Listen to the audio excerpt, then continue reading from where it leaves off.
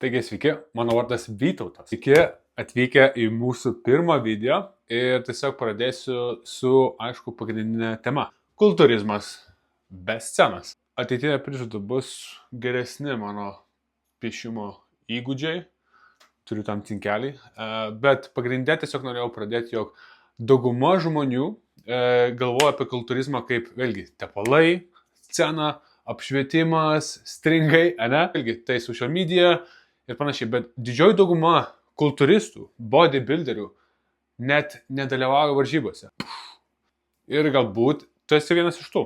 Man asmeniškai kultūrizmas tai yra momentas, kai mes pradedam savim rūpintis ir žiūrėti į savo tikslus daug rimčiau. Yra žmonių, kurie galbūt nesutiks su manim, bet aš realiai vertinu ir tikiu, kad žmogus, kuris siekia tam tikrų rezultatų, ieško juose arba tame progreso.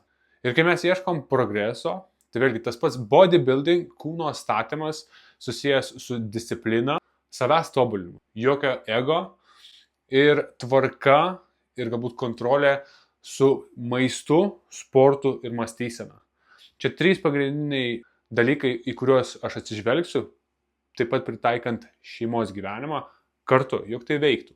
Ir kai kalbame apie kultūrizmą be scenos, aš kalbu apie jūsų norimų tikslų augimą.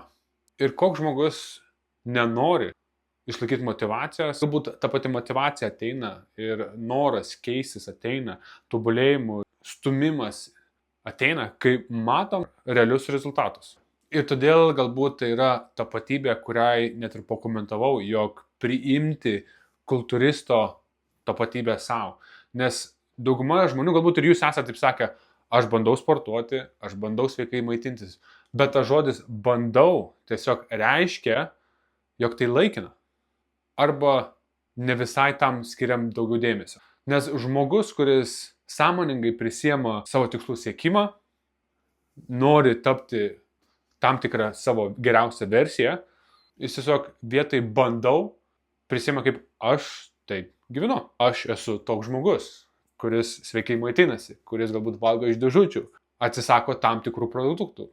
Ir čia yra vieta, kur aš dažnai žmonėm padedu nukreipti jų mąstymą į tam tikras tapatybės, jų tikslais. Nes kai pakeičiam savo tapatybės arba požiūrį, jūsų sprendimai aplink visą tai tampa automatiškai.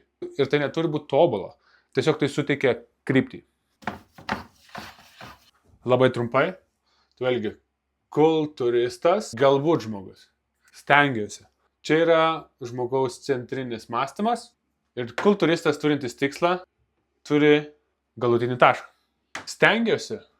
Tai būna žmogus, kur turi irgi galutinį tašką, bet jį nutolina kitų žmonių tikslai, siekiant jo pačio tikslų.